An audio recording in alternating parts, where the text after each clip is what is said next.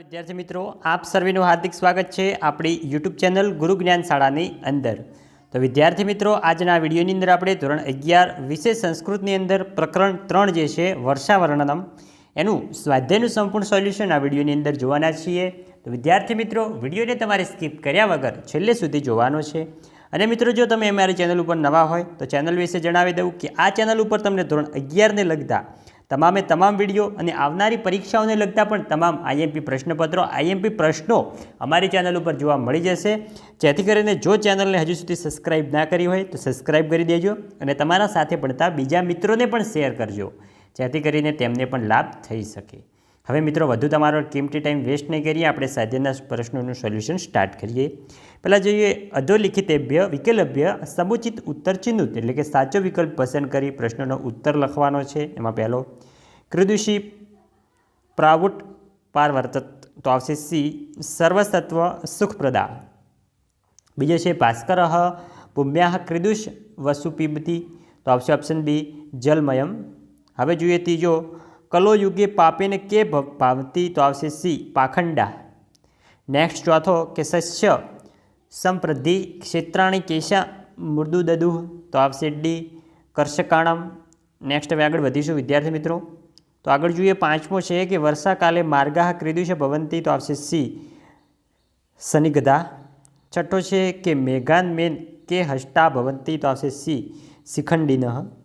અને વિદ્યાર્થી મિત્રો, ધોરણ 11ના બીજા વિષયના પણ સ્વાધ્યાય સોલ્યુશનો આપણી ચેનલ ઉપર કરેલા છે, જે તમામ વિડીયોની લિંક આ વિડીયોના ડિસ્ક્રિપ્શન બોક્સમાં તમને વિષયવાદ પ્લેલિસ્ટ સ્વરૂપે આપેલી છે, ત્યાં જઈને તમે તમામ વિડીયો જોઈ શકો છો। જોઈએ બીજો એકેન વાક્યને સંસ્કૃત ભાષાએ ઉત્તરત, એટલે કે આપણે સંસ્કૃત ભાષાની અંદર પ્રશ્નના જવાબ આપવાના છે। એમાં પહેલો છે સૂર્ય કતિ માસાન ભૂમ્યાહ વસ્તુ પીબતી, તો સૂર્યાહ અષ્ટો માસાન ભૂમ્યાહ વસુ પીબતી। બીજો છે નિશા મુખેશુ કે ભાવંતી કે ભાંતિ, તો નિશા મુખેશુ ખદોતાહ ભાંતિ ને ગ્રહાહ ન ભાંતિ।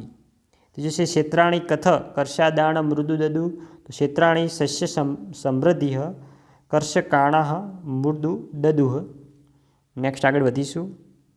ચોથો છે અનભ્યસામાનાહ શ્રુતુય ક્રીદુષ્ય ભવંતી, તો દ્વિજેહ અનભસ્યામાનાહ શ્રુતુષ્ય કાલહતાહ ભવંતી। નેક્સ્ટ હવે જોઈએ ત્રીજો આપણી માતૃભાષા એટલે કે ગુજરાતી ભાષાની અંદર પ્રશ્નોના જવાબ આપવાના છે। મિત્રો, આ પ્રશ્નો જવાબ જોતા પહેલાં ધોરણ 11ના અમારા વોટ્સઅપ ગ્રુપની અંદર પણ તમે જોડાવાનું ભૂલતા નહીં, જે વોટ્સઅપ ગ્રુપની લિંક પણ આ વિડીયોના ડિસ્ક્રિપ્શન બોક્સમાં આપેલી છે। જોઈએ પહેલો કે વર્ષા ઋતુનો આરંભ થતાં આકાશ કેવું બની જાય છે, તો વર્ષા ઋતુનો આરંભ થતાં આકાશ વાદળવાયુ બની જાય છે, તે ચમકતા વીજળીના વર્તુળાવાળું અને વાદળના ગડગડાટવાળું બની જાય છે। બીજો આજ્ઞાઓનો પ્રકાશને કોની સાથે સરખાવ્યો છે, તો આજ્ઞાઓના પ્રકાશને ધૂર્ત લોકોના પ્રભાવ સાથે સરખાવવામાં આવ્યો છે। આજ્ઞાઓનો પ્રકાશ થોડા સમય માટે હોય છે। ત્રીજો ધાન્યથી ભરેલા ખેતરો જોઈને કોણ સંતાપ પામે છે, શા માટે, તો ધાન્યથી ભરેલા ખેતરો જોઈને ધનવાનો સંતાપ પામે છે, તેમને ખેતરોમાં ખૂબ ધાન્ય જોઈ એ ધાન્યનું કેમ અને કેટલું વિતરણ ક્યાં કરવું તેની ચિંતા હોય છે। નેક્સ્ટ આગળ વધીશું। ચોથો છે કે વર્ષા ઋતુમાં રસ્તાઓ કેવા બની જાય છે, તેમને વેદ સાથે કેમ સરખાવ્યા છે, તો વર્ષા ઋતુમાં રસ્તાઓ ધૂંધળા અસ્પષ્ટ અને ઘાસથી છવાયેલા તથા ખાડા ટેકરાવાળા થઈ જાય છે। ઘાસથી ઢંકાઈ ગયેલા માર્ગોને અભ્યાસના અભાવે વિસરાઈ ગયેલા વેદો સાથે સરખાવવામાં આવ્યા છે। પાંચમું જોયું કે મયુરોના હર્ષ પામવાની બાબતને કોની ઉપમા આપવામાં આવી છે, તો મયુરો આકાશમાં વાદળાના આગમનને ઉત્સાહ માનીને અત્યંત હર્ષિત થઈ જાય છે અને કળા કરીને નાચવા લાગે છે। તેમને હર્ષ પામવાની બાબતને ભગવાનના ભક્ત લોકોના આવવાની આનંદ અનુભવતા ગૃહસ્થ લોકોની ઉપમા આપવામાં આવી છે। ચોથો છે સમીક્ષાત્મક નોંધ આપેલી છે મિત્રો। પહેલો છે વર્ષાવર્ણનમ પદને આધારે વર્ષા ઋતુનું વર્ણન તમારા શબ્દમાં કરો, તો પુરાણેશુ ભાગવતમ, અર્થાત મહર્ષિ વ્યાસજીના 18 પુરાણોમાં ભાગવત પુરાણ શ્રેષ્ઠ ગણાય છે। તેમાં 10ના સ્કંદના 20મા અધ્યાયમાં વર્ષા અને શરદ ઋતુનું અદ્ભુત વર્ણન પ્રાપ્ત થાય છે। તેમાંથી વર્ષા ઋતુને લગતા 7 શ્લોકો આ પાઠમાં લેવામાં આવ્યા છે। વર્ષા ઋતુનું આગમન થતાં જ વાદળના ગડગડાટ અને વીજળીના ચમકારાથી આકાશ છવાઈ જાય છે, વાદળો જળ ધારાઓ વરસવા માંડે છે અને વરસાદનું આગમન થતાં ધરતીની સુંદરતા વધી જાય છે। ધન ધાન્યથી સમૃદ્ધ બનેલા ખેતરો નિહાળીને ખેડૂતો ખુશખુશાલ થઈ જાય છે।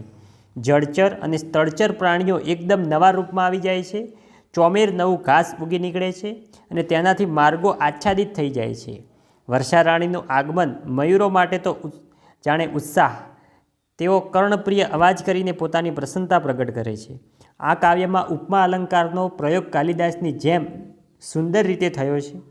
ત્રીજા પદમાં ઉપમાન તરીકે પસંદ કરાયેલ પદાર્થો અત્યંત આકર્ષિત છે. રાત્રિના આરંભે અંધકારમાં ચમકતા આજ્ઞાઓને પાખંડી લોકો સાથે ન દેખાતા ગ્રહોને વેદો સાથે સરખાવવામાં આવ્યા છે. કલિકાળમાં પાપનું સામ્રાજ્ય પ્રવર્તે છે એટલે પાખંડીઓનો પ્રભાવ જોવા મળે છે અને વેદો સાવ વિસરાઈ જાય છે. ચોથા પદમાં ખેતરો પોતાની ધાન્ય સમૃદ્ધિથી ખેડૂતોને પ્રસન્ન કરી દે છે. પાંચમા પદમાં અમુક શબ્દોના પ્રયોગોમાં યમક અલંકારની ચમત્કૃતિ કાવ્યની શોભા વધારે છે. છઠ્ઠા પદમાં ઘાસથી છવાયેલા માર્ગોને સ્વાધ્યાયના અભાવે વિસ્તૃત થઈ ગયેલો વેદો સાથે સરખાવવામાં આવ્યા છે.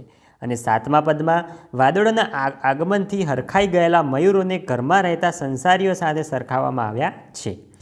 આ બધા પદો અનુષ્ટુપ છંદમાં છે. આમ વર્ષા ઋતુનું વર્ણન વ્યાસજી દ્વારા અદ્ભુત થયેલું જોવા મળે છે. હવે નેક્સ્ટ આગળ વધીશું તો પાંચમો છે સસંદર્ભ સમજાવો. મિત્રો સસંદર્ભ છે મિત્રો મોસ્ટ ટાઈમ બી છે, પરીક્ષાની અંદર ઘણીવાર પૂછાય છે.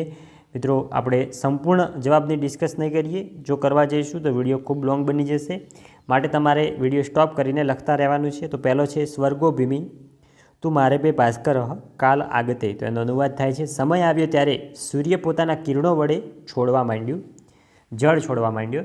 એનું મિત્રો સ્પષ્ટીકરણ પણ આપેલું છે, તમારે વિડીયો સ્ટોપ કરીને લખતા રહેવાનું છે. નેક્સ્ટ આગળ વધીશું. બીજો છે યથા પાપેન પાખંડા નહીં વેદાહ કલોયુગે. એટલે કે કળિયુગમાં જેમ પાપ વડે પાખંડી લોકો શોભે છે, કળિયુગમાં વેદો તો લુપ્ત થઈ રહ્યા છે. અને એનું પણ મિત્રો સ્પષ્ટીકરણ આપેલું છે સંપૂર્ણ. તમે વિડીયો સ્ટોપ કરીને લખતા રહેજો. નેક્સ્ટ આગળ વધીશું.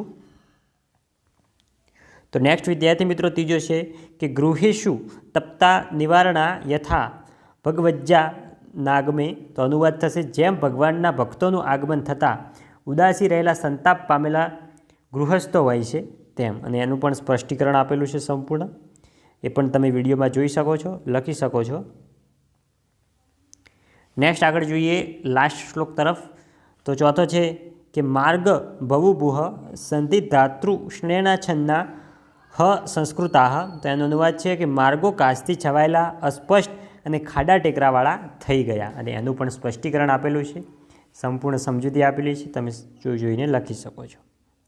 તો વિદ્યાર્થી મિત્રો આ હતું આપણું ધોરણ 11 વિશેષ સંસ્કૃતની અંદર ચેપ્ટર નંબર 3 છે એનું સ્વાધ્યાયનું સંપૂર્ણ સોલ્યુશન. વિદ્યાર્થી મિત્રો વિડીયો સારો લાગ્યો હોય વિડીયોને લાઇક કરજો. ચેનલ ઉપર નવા હોય ચેનલને પણ અચૂકથી સબસ્ક્રાઈબ કરીને જજો. અને નેક્સ્ટ તમારે ધોરણ 11નો કયો વિડીયો જોવે છે એ પણ કમેન્ટ બોક્સની અંદર જણાવીને જજો, જેથી કરીને તમારા માટે તે વિડીયો અમે લાવી શકીએ. મળીશું આવનાર વિડીયો સાથે. ત્યાં સુધી આવજો. જય હિન્દ, જય ભારત.